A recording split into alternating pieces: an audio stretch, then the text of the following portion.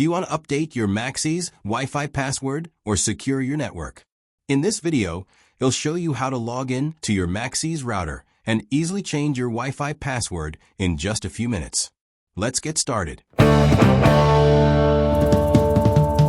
Make sure your computer, laptop, or mobile device is connected to your Maxis Wi-Fi or via a LAN cable for a stable connection. Step 2. Access router from web browser. Open Chrome, Edge, or any browser, and type the default router IP address, 192.168.1.254 or 192.168.0.1 into the address bar, then press Enter.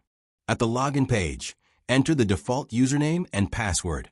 For many Maxis routers, use administrator for the username and your router's serial number as the password, which is found on the router sticker. Some older models use admin for both fields. And then press Login button. Step 4. Access wireless settings.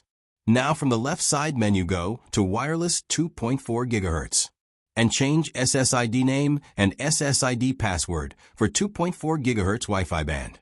And press Save button.